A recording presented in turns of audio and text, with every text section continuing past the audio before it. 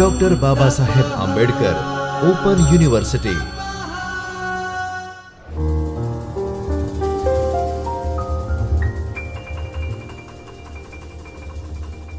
નમસ્કાર વિદ્યાર્થી મિત્રો, ડૉક્ટર બાબા સાહેબ આંબેડકર ઓપન યુનિવર્સિટીના ચૈતન્ય સ્ટુડિયોમાંથી હું Divya Darji, assistant professor, department of library and information science તરફથી આપ સર્વે વિદ્યાર્થીઓનું હાર્દિક સ્વાગત કરું છું.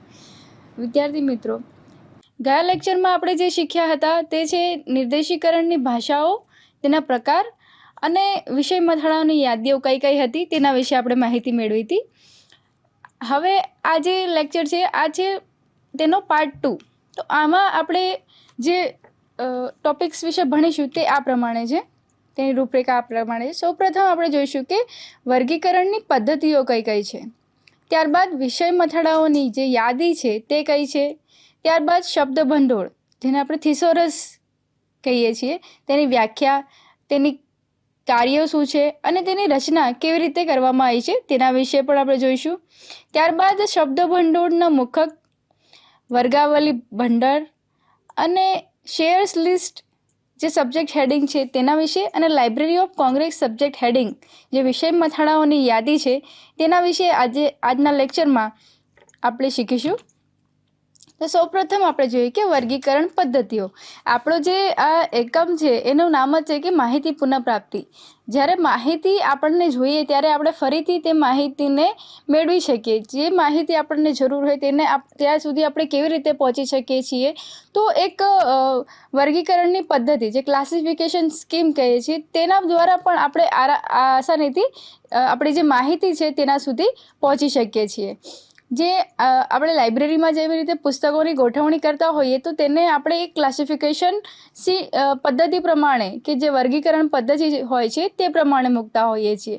તો તેવી જ જે વર્ગીકરણની અલગ અલગ જુદી જુદી પદ્ધતિઓ છે તેના વિશે જાણીએ. તો સૌપ્રથમ આપણો જે અહીંયા ચાર્ટ છે તેમાં જે સૌપ્રથમ છે તે છે ડ્યુ ડેસિમલ ક્લાસિફિકેશન, જેને મેલવિલ ડ્યુએ લખી છે અને તે 1876માં પબ્લિશ થઈ હતી.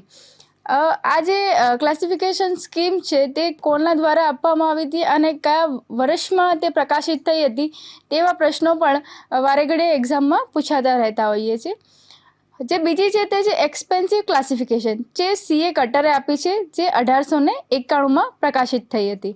ત્યારબાદ છે લાઇબ્રેરી ઓફ કોંગ્રેસ ક્લાસિફિકેશન, જે CM હેન્સન અને લાઇબ્રેરી ઓફ કોંગ્રેસ દ્વારા આપવામાં આવી હતી, તે 1904માં. ત્યારબાદ યુનિવર્સલ ડેસિમલ ક્લાસિફિકેશન, જેને આપણે ટૂંકમાં UDC તરીકે ઓળખીએ છીએ, તે પોલ ઓટલેટ અને હેનરી ફોલ્ટન દ્વારા 1905માં પ્રકાશિત કરવામાં આવી હતી.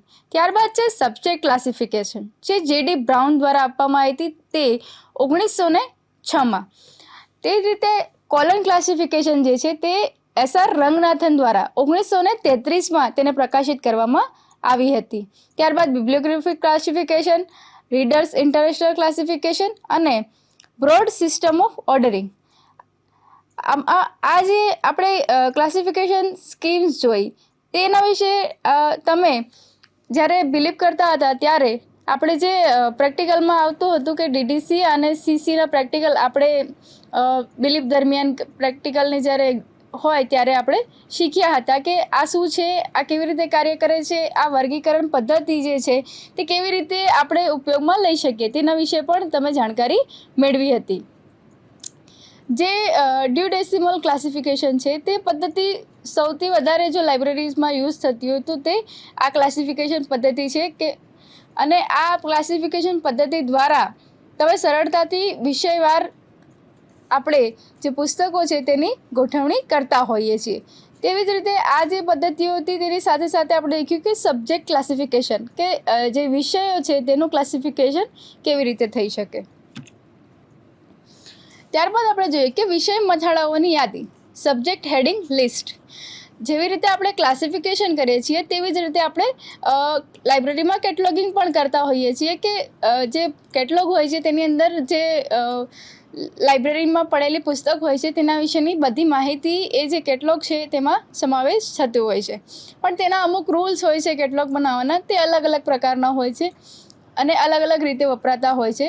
અહીંયા જે વિષય મથાળાઓની યાદી જે સબ્જેક્ટ હેડિંગ લિસ્ટ છે તેના વિશે આપણે જોઈએ તો સૌપ્રથમ છે library of Congress subject heading list, જે કેવી છે તો તે બધા સબ્જેક્ટ એરિયાને કવર કરી લે છે. તે બહુ મોટી લાઇબ્રેરી હોય ત્યાં તેનો યુઝ થતો હોય છે. ત્યારબાદ જે બીજી છે તે છે search list of subject heading, જે સ્પેસિફિક સોશિયલ સાયન્સ સબ્જેક્ટ જે એરિયા છે તેના માટે વપરાતી હોય છે અને સ્મોલ એન્ડ મીડિયમ લાઇબ્રેરીઝ માટે પણ તેનો ઉપયોગ થાય છે. ત્યારબાદ જે ત્રીજી છે તે છે મેડિકલ સબ્જેક્ટ હેડિંગ, જેને મેશ કહેવામાં આવે છે. તે જે મેડિકલ સાયન્સના જે સ્પેસિફિક સબ્જેક્ટ હોય છે તેના માટે હોય છે અને તે મેડિકલ લાઇબ્રેરીઝમાં વપરાતી હોય છે. ત્યારબાદ છે યુનેસ્કો થિસોરસ, જે સોશિયલ સાયન્સ જે સબ્જેક્ટ એરિયા છે તેના માટે કાર્ય કરે છે અને તે સ્મોલ અને મીડિયમ લાઇબ્રેરીઝ માટે ઉપયોગી છે. ત્યારબાદ છે એગ્રોવોક, જે એગ્રીકલ્ચર ઇન્સ્ટિટ્યૂટ હોય કે એગ્રીકલ્ચર ટાઈપની લાઇબ્રેરી હોય ત્યાં આ જે છે એગ્રોવોક તે વપરાતી હોય છે. ત્યારબાદ હવે આપણે આગળ જોઈએ. સૌપ્રથમ આપણી પાસે જે શબ્દ આવ્યો છે તે છે શબ્દ ભંડોળ, જેને ઇંગ્લિશમાં આપણે થિસોરસ કહીએ છીએ. તો જે થિસોરસ જે છે એ સંદર્ભ કાર્ય કરે છે, જે શબ્દોના સમાનાર્થી અને વિરુદ્ધાર્થી શબ્દો વિશેની આપણને જાણકારી આપતું હોય છે.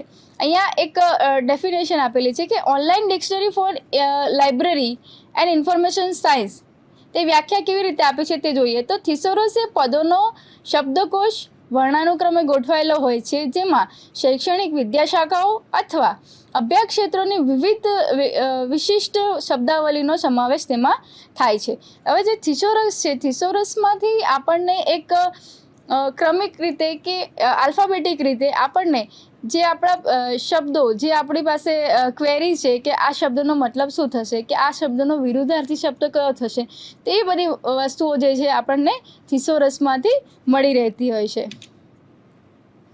ત્યારબાદ આપણે જોઈએ કે વર્ગાવલી ભંડાર, જેને ક્લસરસના નામથી ઓળખવામાં આવે છે. જે ક્લસરસ જે છે એ શબ્દભંડોળ નિયંત્રણ લક્ષણો અથવા શબ્દોની પાસાવાળી અધિક્રમિક યોજના છે. જે વર્ગાવલી ભંડાર આપણે ગયા લેક્ચરમાં જે જોયું તેમાં આપણે જોયું હતું કે જે શબ્દભંડોળ નિયંત્રણ વિશે જોયું હતું અને હાલ આપણે જોઈ રહ્યા છે તે છે વર્ગાવલી ભંડોળ, જેને આપણે ક્લસરસ કહીએ છીએ. તો જે ક્લસરસ છે તે શું કરે છે કે જે શબ્દ ભંડોળ છે તેના નિયંત્રણના લક્ષણો તે આપે છે.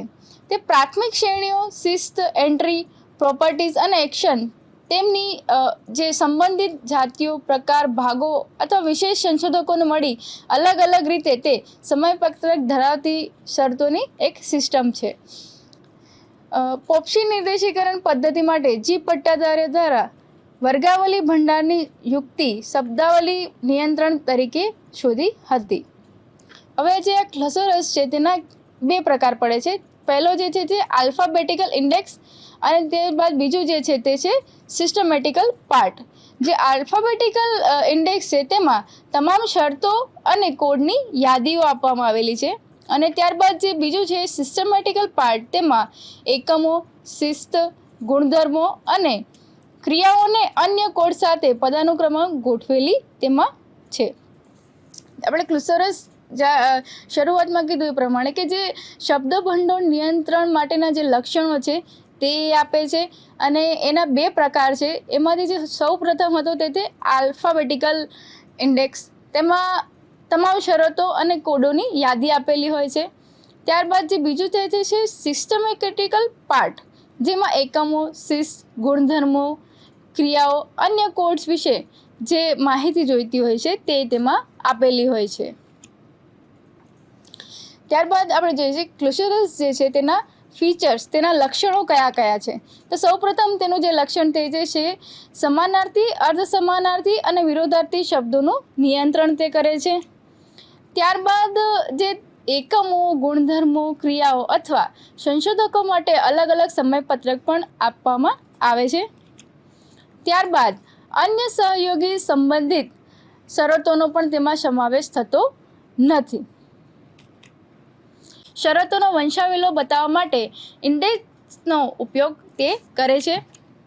ત્યારબાદ વ્યવસ્થિત ભાગમાં દરેક શબ્દ માટે અન્ય આલ્ફા ન્યુમેરિકલ કોડને એ અસાઇન કરે છે. ત્યારબાદ થિસોરસનો ઉપયોગ વિષય મથાળાઓને ઘડવા માટે થાય છે, ખાસ કરીને પોસ્ચ્યુલેટેડ આધારિત પરમિટેડ સબ્જેક્ટ ઇન્ડેક્સિંગ, જે આપણે પોપ્સીના નામથી ઓળખીએ છીએ, તે ભાષા અનુસાર કરવામાં આવે છે. હવે આપણે આ વિષય મથાળાઓની યાદી ઉપર, જેને આપણે સબ્જેક્ટ હેડિંગ લિસ્ટ કહીએ છીએ. જે સબ્જેક્ટ હેડિંગ લિસ્ટ છે તેનામાંથી આપણે જે સબ્જેક્ટ છે તેને આપણે આઈડેન્ટિફાઈ કરતા હોઈએ છીએ. તો સૌપ્રથમ આપણે જે જોઈએ છીએ તે છે સિયર્સ લિસ્ટ ઓફ સબ્જેક્ટ હેડિંગ. સિયર્સ લિસ્ટની વિષય મથાળાની યાદીઓ. જે વિષયના મથાળાઓની જે સૂચિ છે તેને લોકપ્રિય રીતે સિયર્સ લિસ્ટ કહેવામાં આવે છે. તે તમામ વિષયોમાં 2000 જેટલા શીર્ષકો ધરાવતી સામાન્ય નાની લાઇબ્રેરીઓમાં તમામ પ્રકારના દસ્તાવેજોને પ્રમાણિત વિષયના માળખાઓ સોંપવા માટેનું એક જાણીતું સાધન છે. જે સિયર્સ લિસ્ટ ઓફ સબ્જેક્ટ હેડિંગની જે પ્રથમ આવૃત્તિ હતી તે 1923માં પ્રકાશિત કરવામાં આવી હતી.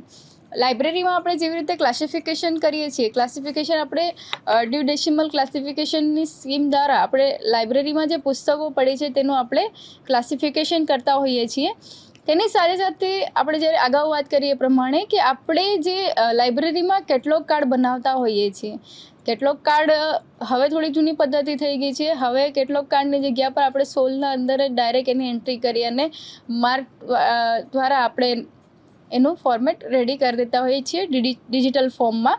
પણ જે કેટલોગ બનાવતા હતા ત્યારે આપણે જ્યારે કેટલોગ બનાવતા હોઈએ ત્યારે કેટલોગની અંદર એ વિષય જે પુસ્તક છે તેની માહિતી હોય છે. પુસ્તકમાં શું છે, પુસ્તકમાં કેટલા પેજીસ છે, પુસ્તકમાં ISBN કયો આપેલો છે, તેના ઓથર કોણ છે વગેરે બધી માહિતી જે છે તે પુસ્તકમાં આપેલી હોય છે. તેટલી જ માહિતી આપણને કેટલોગમાંથી મળી જાય છે. હવે કેટલોગમાં આપણે જ્યારે મેઇન એન્ટ્રી કરીએ, મેઇન એન્ટ્રીની સાથે સાથે એક આપણે સબ્જેક્ટ એન્ટ્રી કરતા હોઈએ છીએ. તો જે સબ્જેક્ટ આપણે આઈડેન્ટિફાઈ કરીએ છીએ તે આપણે કરીએ છીએ સિયર્સ લિસ્ટ ઓફ સબ્જેક્ટ હેડિંગમાંથી જોયા પછી, કે જે આપણો ક્લાસિફિકેશન નંબર આવ્યો તે સિયર્સ લિસ્ટ ઓફ સબ્જેક્ટ હેડિંગમાં તે ક્લાસિફિકેશન નંબર કયો છે તે જોઈ અને પછી આપણે જે પુસ્તક હોય છે તેનો વિષય નક્કી કરતા હોઈએ છીએ. ત્યારબાદ જોઈએ કે અસેન્શિયલ રિસોર્સ ફીચર્સ, કે તેના બીજા લક્ષણો કયા કયા છે. તો વિષયની શરતો પર ભાર મૂકે છે કે જે કેટલોગો માટે અર્થપૂર્ણ બની રહે છે અને તેની સાથે સાથે ઉપયોગમાં સરળ થિસોરસ જેવું ફોર્મેટ પણ તે દર્શાવે છે. ત્યારબાદ બીજું જે છે તે છે માહિતીની હજારો શ્રેણીઓ માટે કયા વિષયના શબ્દોને ઉપયોગ કરવો તેના પર પણ મદદરૂપ માર્ગદર્શન તે આપે છે. ત્યારબાદ જોઈએ તો ઉપયોગી નોંધો માટે વપરાયેલ આ પણ જુઓ વ્યાપક શબ્દ, સાંકડી શરતો અને સંબંધિત શરતો પણ જણાવે છે. આ પણ જુઓ મતલબ સી ઓલ્સો, કે આપણી પાસે જે બુક છે, હવે આપણી પાસે રામનારાયણ વિશ્વનાથ પાઠકની કોઈ પુસ્તક છે પણ તેમને અલગ અલગ નામ સાથે પણ કંઈક લખ્યું હોય, જેમ કે તેમને સ્વેર વિહારીના નામથી તેમને નિબંધો લખ્યા છે. તો આપણે જે કેટલોક કાર્ડ બનાવતા હોઈએ તેમાં આપણે સી ઓલ્સો એક રેફરન્સ આપતા હોઈએ છીએ કે આ સાથે આ પણ જુઓ, સી ઓલ્સો. તો જે સ્વેર વિહારી છે તેના નામથી જે રામનારાયણ વિશ્વનાથ પાઠક છે તેમને નિબંધો લખ્યા છે. તે પ્રમાણે આપણે જે લેખક હોય છે તેના ઉપનામથી પણ આપણે પુસ્તક શોધી શકીએ છીએ કેટલોગ કાર્ડ દ્વારા. પછી તેમાં બધા મથાળામાં RDA સુસંગત છે અને કોઈ શબ્દના વિશિષ્ટ ઉપયોગને સ્પષ્ટ કરવા અથવા મૂંઝવણમાં હોઈ શકે તેવા શબ્દો માટે તફાવત કરવા માટેનો પણ સ્કોપ નોટ્સ આપે છે. Library of Congress list of subject heading. આને પહેલાં આપણે જે જોયું તે હતું CS list of subject heading. હવે આપણે જે જોઈશું તે છે library of Congress subject heading list, જેને આપણે ટૂંકમાં LCSH કહીએ છીએ. જે library of Congress subject heading list છે તે છે ગ્રંથ સૂચિના રેકોર્ડ્સ અને પ્રકાશિત ગ્રંથ સૂચિઓમાં વપરાતા વિષયોના મથાળાઓની એક સૂચિ આપણને આપે છે. જેવી રીતે CS લિસ્ટ ઓફ સબ્જેક્ટ હેડિંગમાં જે સબ્જેક્ટના હેડિંગ્સ જે હતા તે નક્કી કરવામાં એ મદદ કરતું હતું, તેવી જ રીતે જે કોંગ્રેસ સબ્જેક્ટ હેડિંગ લિસ્ટ જે છે એ ગ્રંથ સૂચિના રેકોર્ડ અને પ્રકાશિત ગ્રંથ સૂચિઓમાં વપરાતા વિષયોના મથાળાની સૂચિ તે આપે છે.